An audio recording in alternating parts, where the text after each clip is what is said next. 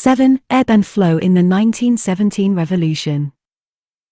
Thus far we have followed events as they occurred in the southern Ukraine. The better to understand the narrative which follows, we would do well at this point to recapitulate in brief the general situation in the erstwhile Russian Empire.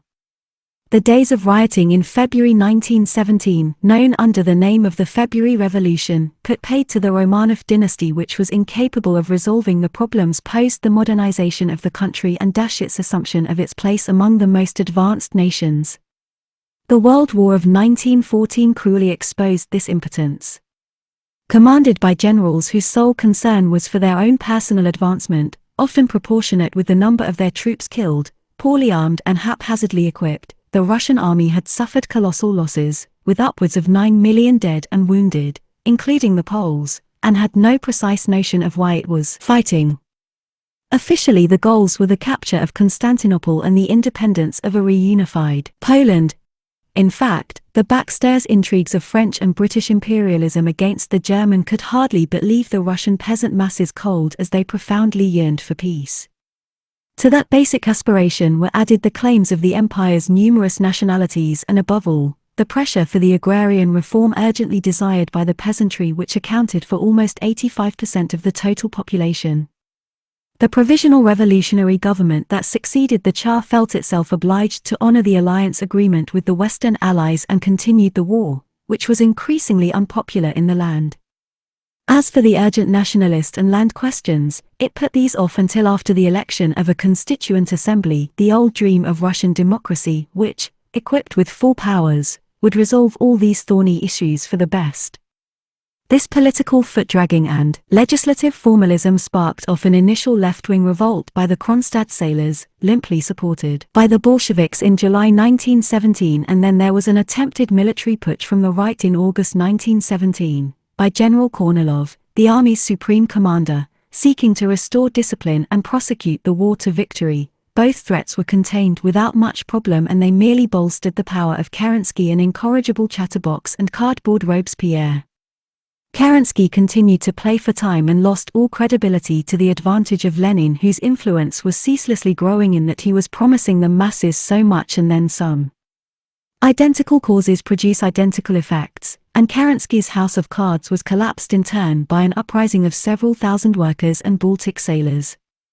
Lenin capitalized upon this windfall, picked up the power lying in the street and cobbled together a new government, this time of people's commissars. The Bolshevik coup d'état was generally well received by working people. Indeed, the watchwords on behalf of which it had been mounted, all power to the Soviets, land to the peasants, factory to the workers, immediate peace and national autonomy for the different peoples of the empire, could not have been better attuned to the aspirations of the populace. However, the shrewd Lenin had merely played upon these aspirations for the sole purpose of ensconcing himself in power. Once at the controls, he was to devote himself primarily to consolidation of his tenuous authority, for it seemed the Soviets and other factory committees or soldiers' committees were there for appearances' sake only, all decisions being made without any consultation with them, through decrees handed down and railroaded through by the new worker and peasant government. A de facto armistice was arranged with the Central Empires. The soldiers' committees were overseen by Bolsheviks who wasted no time in getting rid of hostile officers and generals. However, Lenin and his cohorts did not dare prevent the elections for the Constituent Assembly scheduled for late November, or over a month after their coup d'état. The elections, the only free elections in Russia's entire history, provided the social revolutionaries with a very substantial majority, almost 60% of the votes, whereas the Bolsheviks, even by stuffing the ballot boxes in the big cities which they controlled, picked up only a quarter of the votes. This was a resounding repudiation. In principle, the new assembly, due to meet on January 5, 1918, was to assume the reins in the country and form a government representative of the generality of the citizenry. The Bolsheviks, though, continued to act as if nothing had happened and indulged themselves with a temporary ban on hostile liberal newspapers, set up the Cheka at the beginning of December 1917 and set about winning over the so-called left faction of the social revolutionaries by offering them some portfolios and junior positions in the government. They succeeded in this latter undertaking by adopting wholesale the agrarian program of their allies and immediately declaring the land socialized, without compensation or conditions, thereby usurping the General Assembly that was to have pronounced upon this. The measure was favorably received by the peasant masses, for it often sanctioned a fait accompli. Hence the dissolution of the Constituent Assembly on the day following its opening session on January 6, 1918 triggered no great or immediate upset in the country. The social revolutionaries and their social democrat allies, the Mensheviks, the big losers in the episode, were convinced that in the end their legitimacy would win through, and they omitted to conduct a military operation, for which they did not in any case have the wherewithal, against these usurpers, having no wish to see even a single drop of Russian blood spilled. Chernov, the social revolutionary speaker of the Constituent Assembly, this sort of squeamishness was to lead to an unprecedented bloodbath. The blood being shed was not just Russian but all types. Confronted with this confused situation, several nations of the erstwhile empire realized their ambitions. Finland, Poland, Georgia, and Ukraine seceded and set themselves up as independent countries. The Don, Kuban, and Turk Cossacks too wished to become autonomous and to set up a Cossack federation. The Austro-German armies, hitherto observing a watching brief, capitalized upon the situation to unleash a mighty offensive in February 1918. They forged irresistibly ahead, for the Russian army had been demobilized and there were only Red Guards, who more readily fired on unarmed civilians than tackled real soldier, to stop them. The Germans got to within 150 kilometers of Petrograd, passing through the Baltic lands, signed a separate peace treaty with the Central Rada, the government of independent Ukraine, and threatened the Bolshevik regime with complete collapse. Lenin insistently sued for negotiations, first of all without annexations or tribute, and then, with his back to the wall, agreed without further ado to all conditions imposed by the people who, in April 1917, had allowed him to return to Russia aboard the famed Seal train. He had the treaty hastily ratified by his parties. Central Committee, and the agreement was signed on March 3, 1918 at Brest-Litovsk. It provided for dismemberment of the former Russian Empire, i.e., formal recognition of the independence of Finland, Poland, the Baltic states and Ukraine, which is to say of territories covering an area of 780,000 square kilometers and a population of 56 million, all of them placed under the protection of the Austro-Germans. Paradoxically, this situation worked to Lenin's advantage, and the operation proved a boon to him. He had had his power recognized by the Central Empires, and he had no control over the ceded territories anyway. On the other hand, this capitulation afforded him some respite during which to better consolidate his shaky authority. For Ukrainian revolutionaries it was a real stab in the back. Their units had to let themselves be disarmed or evacuate the country and be disarmed anyway by Red Guards under Moscow's orders. The Austro-Germans swooped on Ukraine, guided by their local allies and bringing in their wake all the former great estate owners thrown out the year before by the revolutionary peasantry. Almost 1 million Austro-German troops occupied the territories ceded by Brest-Litovsk. The exactions and repression of the occupiers and of the Ukrainian oligarchy quickly triggered a popular resistance movement. Dozens of local insurgent detachments sprang up to harry enemy troops, engaging in a savage war of national liberation. This was the context in which Makhno found himself. At first, he thought of resisting the invasion of the German and Austro-Hungarian troops. In all, several hundred thousands of well-equipped and organized soldiers. Makhno sets the figure for Ukraine at 600,000. To this end, he proposed in Guliapoli the formation of several battalions and companies, totaling nearly 1,500 volunteers.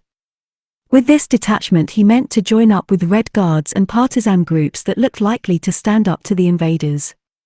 He managed to secure arms from the Ukrainian Red Guard command and received several carriage loads, containing 3,000 rifles, some cartridges, and 6 cannon complete with shells.